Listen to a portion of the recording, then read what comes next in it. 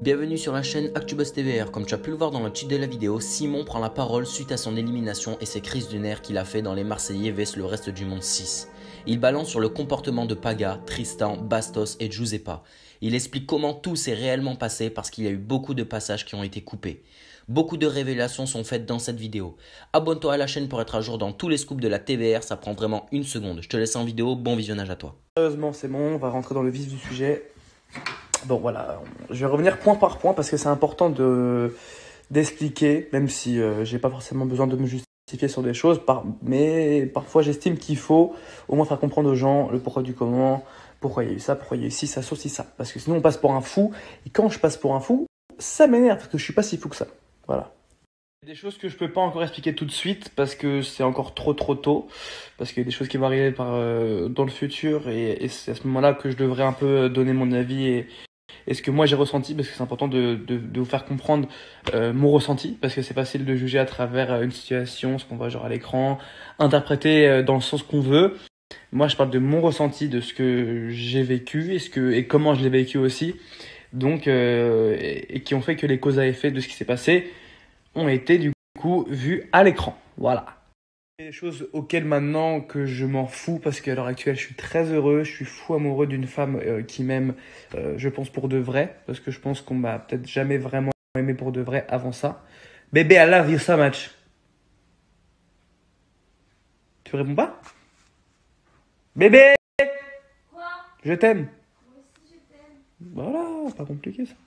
Je vais pas revenir sur ce qui se passait avec cette autre personne avec qui j'étais en pseudo break ou rupture pendant cette diffusion, que je tairai le nom parce que en vrai de vrai je m'en carre la tête totale maintenant, mais c'est vrai qu'à ce moment-là, et c'est important de revenir au moment précis, donc de recontextualiser la situation, j'étais plein de rancœur, plein de regrets, de remords aussi, parce qu'il y a un mélange de tout ça qui ont fait que j'étais dans un tournage avec des gens que j'apprécie normalement de base plutôt beaucoup et qui malheureusement me voulaient pas que je sois malheureux, que j'ai pas en fait les états d'âme que j'ai eu sur le moment, parce que c'est vrai qu'au début quand je rentre en tournage, premier jour, je suis très malheureux parce que j'ai pas de nouvelles de cette personne-là, du moins des nouvelles très très vagues, et moi je suis un peu perdu parce qu'elle faisait comprendre à beaucoup de personnes, dont mes amis très proches dans ce monde-là de télé, comme Julien Bert bien sûr, et qui disait voilà, Simon je l'attends, s'il a rien fait sur le cross, on se remet ensemble c'est sûr, machin, on peut tous faire des erreurs, ça arrive, machin. Voilà, en gros ce qu'elle disait à tout le monde. Je vais pas commencer à vouloir sortir avec des preuves, des machins, rien à foutre. C'est ma parole, elle le sait, et voilà. Et moi, c'est vrai que sur le moment, certes, j'ai fait une grosse connerie qui est très grave et qui est parfois même impardonnable. Qui d'ailleurs, moi, je pensais que quand j'avais fait cette merde-là, même si j'avais des raisons, parce qu'il y a eu aussi des comportements qu'elle a eu envers moi avant que je fasse ça, qui moi, j'ai pas trop apprécié. Bref, c'est pas le sujet en vrai. Voilà, on avait chacun, je pense, nos torts, et c'est vrai qu'il y a eu beaucoup de choses qui ont fait que je me suis rendu compte que je l'aimais vraiment et que j'étais très amoureux, parce qu'il y a eu beaucoup d'épreuves qu'on a vécues, qu'elle a vécues aussi, qui ont été très dures et qui ont fait que voilà, j'étais plein de regrets. C'est vrai que j'étais quand même très à cran. J'étais très à cran pendant ce tournage. J'étais sur la défensive parce qu'on essaie un petit peu, voilà, comme vous savez, c'est un tournage, donc on est toujours un petit peu de titiller, de chauffer. Moi, c'est vrai que j'ai un peu le rôle du petit lapin, mais d'un autre côté, certains me voient d'un œil méchant, d'un œil jaloux aussi, hein. Ils se reconnaîtront et vous pouvez savoir. Il y a des gens qui ont essayé de me causer du tort, d'essayer de m'intimider à des moments de la diff en pensant que j'allais me taire. Alors vous savez très bien comment je suis, parfois même trop, mais je joue ma gueule tout le temps et j'ai peur de personne.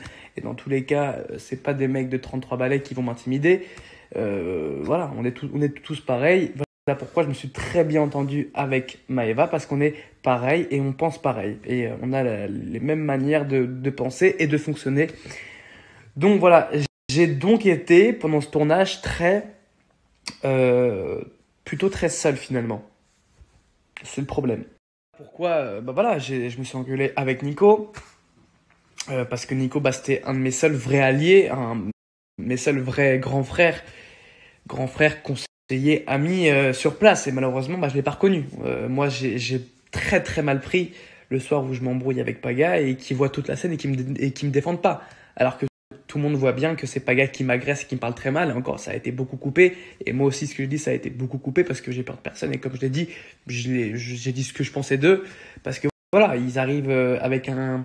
On sent les gens, tu sais, c'est des gens qui font semblant d'être gentils, mais derrière, ils te regardent d'un œil méchant parce qu'ils savent que t'es le jeune, que t'as 21 ans, que tu leur piques un peu leur place. Ils ont peur de ça. En fait, parfois, on a peur. Voilà, je peux comprendre, mais ils font d'une manière très méchante. Et moi, je l'ai senti directement. Je dis pas que Nico est comme ça, pas du tout, mais d'autres, oui. Et moi, ça m'a fait chier parce que je trouvais ça plutôt nul de à chaque fois que les anciens veulent bloquer les nouveaux, ou les jeunes, ou les machins, par ego ou par je ne sais quoi finalement. Et du coup, moi, c'est vrai que cette période de tournage-là, j'ai très mal vécu par rapport à Marrakech. C'était une expérience mais incroyable avec beaucoup plus d'amour et beaucoup plus de sincérité et beaucoup moins de conflits, même si oui, il y a eu les histoires avec Kylian et tout qui ont un petit peu entaché cette fin de tournage. Mais voilà, dans la globalité, c'était plutôt de la sincérité et plutôt assez good vibes, comme on dit chez nous. Donc c'était un peu compliqué et c'est vrai que je me suis un petit peu laissé emporter par un mélange d'incompréhension, un mélange d'amour que j'avais pas, un mélange de solitude en fait que j'ai dû transformer par de la nervosité, de la haine, et enfin pas de la haine, mais voilà, des coups de sang. Voilà, des coups de sang, c'est le bon mot. Donc quand tu as ce sentiment-là d'être pas compris, d'être pas épaulé, même s'il y avait que Maëva qui était là pour moi et qui me conseillait, quand en plus tu as la fille que t'aimes à cette période-là qui te fait la misère, qui te fait bouffer ta mère tous les jours très très fort, même si oui je le mérite en partie, mais à différents degrés, je pense à un degré beaucoup moins fort parce qu'elle m'a vraiment fait vivre la misère. C'est vrai que moi je me retrouve dans une situation quand même pas ouf, où j'ai plus de repères, où du coup je suis un peu en électron libre qui est prêt à péter à tout moment. C'est le problème. Donc quand un mec qui est en électron libre, qui est de base plutôt sanguin et très nerveux, même si certains n'arrivent pas à dire que je suis nerveux, que je suis un faux nerveux, si je suis un vrai nerveux, je suis un vrai sanguin, même si je suis pas un Golgoth, je fais pas de la salle tous les jours et je me pique pas aux stéroïdes, je suis un nerveux. Quand j'ai un mec qui est en face de moi, parce que mes deux seuls alliés à cette période-là, c'était Luna et Maëva, quand moi je vois Luna tous les soirs, très mal de ce qui est en train de se passer, parce que faut comprendre aussi que Luna, c'était un peu pareil, c'est qu'elle était aussi très seule parce que c'était l'ennemi de Paga. Enfin, l'ennemi, c'était Paga voulait plus la voir, Paga, voilà, du coup, tout le monde un peu était contre elle. Donc, quand je vois ça, que Tristan l'a fait passer pour une menteuse, pour une folle, pour n'importe quoi, que derrière lui, il passe pour le gentil mec, qui fait jamais rien, qui, au bout d'un moment, tu vois, frérot, moi j'ai un peu envie qu'au bout d'un moment, les mecs portent ses couilles et qu'il dit, voilà, moi je fais ça la nuit, machin, et que tout le monde le sache, et qu'au moins c'est fait. Moi je voulais pas m'embrouiller avec lui corps et âme, c'est que moi, au bout d'un moment, le mec nie en bloc, alors que le mec, la nuit, avoue les choses, et qui d'après, devant la cam, il dit, moi non, jamais, j'ai rien fait et tout. Moi, ça m'a fait péter les plombs. Parce qu'en fait, même si oui, c'est pas mon histoire de base, moi, en fait, ce qu'on voit pas, ce qu'on comprend pas, c'est que je suis proche de Luna et de Maëva à fond, que la nuit, je la vois malheureuse, qu'elle est pas bien. Donc, il n'y a pas de pseudo-plan d'embrouiller Tristan ou pas. Non. Juste que la nuit, Luna est pas bien. Moi, ça me fait de la peine. Elle me dit, mais comment je vais faire pour que les gens me croient et tout, parce qu'elle passe c'est pour une menteuse et ça la rendait mal. Luna, c'est une fille très chill, très gentille, qui cherche pas les histoires et tout, qui aime pas ça. Moi, je dis, ok, je suis le seul mec qui comprend ce qui se passe, donc faut que je porte mes couilles et que j'aille au front. Et que je fasse comprendre à tout le monde que Tristan ment et au moins qu'il assume pour pas faire passer Luna pour une menteuse. Parce que clairement, Luna passait pour une folle menteuse. Pour une folle menteuse qui faisait des fausses histoires et tout, ce qui est faux. Parce que même moi au début, je pensais que l'histoire était fausse, que Luna l'avait inventée. Mais quand j'ai vu Tristan le soir avouer les trucs clairement, je dis c'est pas possible, mais avoue-le. Et moi ça m'a rendu ouf. Donc j'ai pris ce truc à cœur. J'aurais peut-être pas dû, peut-être, mais clairement bah, je l'ai pris à cœur parce que ça me faisait de la peine pour elle et que j'avais mon ami que j'aimais beaucoup. Je la voyais pas bien. Donc, n'importe qui, si on est des vrais amis, doit aller au front pour son ami. C'est tout. Moi, je marche comme ça. T'es mon ami, je te protège, je vais au front pour toi. Je suis comme ça. Moi, pour moi, c'est la base. Vraiment. Voilà. Après, personne supportait ça. Personne supportait que moi, j'aille au front. Bastos le premier, qui est, je pense aussi, une des personnes qui ont fait que je suis parti. Parce que c'est lui qui rallumait beaucoup la mèche et qui supportait pas que moi je parle et que dès que je parlais de ça, il me dit « Mais t'es obsédé par Tristan, frère !» Bah non, je suis pas obsédé, je veux juste que tout le monde comprenne bien ce qui se passe.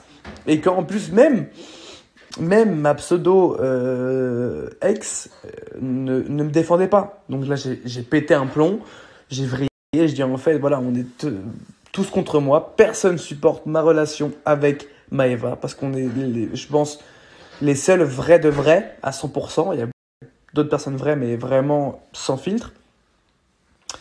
Et malheureusement, ça déplaît parce qu'on n'aime pas ça. Du coup, voilà, je pense qu'on a voulu chauffer la cocotte, contrairement à ce qu'on peut croire que c'est Maëva qui me disait va faire ça, ça et ça, c'est totalement faux. Moi, je me suis monté le chou à mort, à mort, à mort. Il y a eu cette fameuse dispute. Là, j'ai explosé, je suis allé trop loin. Et bien sûr, c'est des gestes qui sont pas du tout à faire, ni en tournage, ni même dans la vie. Il y a des choses qu'on ne doit pas faire. On ne vient pas aux mains, on n'est pas violent. La violence ne résout rien, je le répète une bonne fois pour toutes. J'ai été très bête parce que j'ai succombé à une attaque facile qui me touchait vraiment parce qu'il a appuyé sur un point qui, moi, me faisait beaucoup de peine à ce moment-là, même si peu de monde le comprenne. Moi, ça me faisait beaucoup de mal parce qu'il y a beaucoup de choses qui ont... voilà, il faut comprendre que ma vie, pendant 2 mois, avant le tournage, c'était vraiment... j'étais très mal, on me voit très maigre. J'avais perdu beaucoup de poids aussi, mais bon, je vais pas faire la victime, je m'en fous.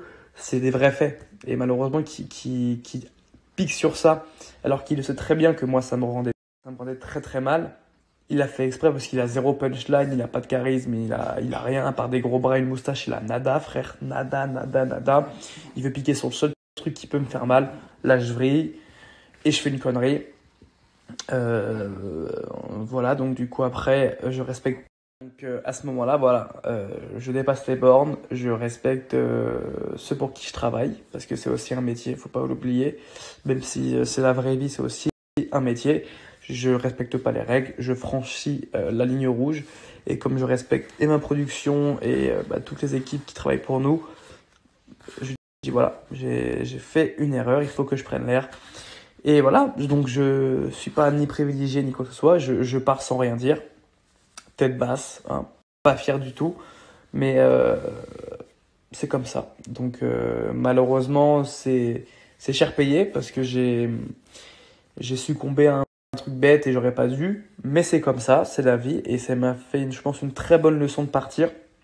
J'étais très malheureux, on me voit beaucoup pleurer, mais c'est vraiment vrai. Je pleurais beaucoup, autant parce que je laissais un truc inachevé, d'un autre côté, je regrettais parce que c'est bête de partir sur ça. Mais bon, quand je vois certaines ITV de mon départ, comme celle de Nico qui dit que c'est un mal, enfin que c'est triste, mais qu'en vrai c'est bien, tout ça, voilà, ça confirme en fait ce que je pensais et ce que je pense toujours, même si il y a pas mort d'homme quoi. Au moins voilà, j'ai voulu un peu me fier à mes propres idées et à suivre mes pensées comme j'en avais envie. Malheureusement, ça paye pas toujours et parfois tu le payes cher.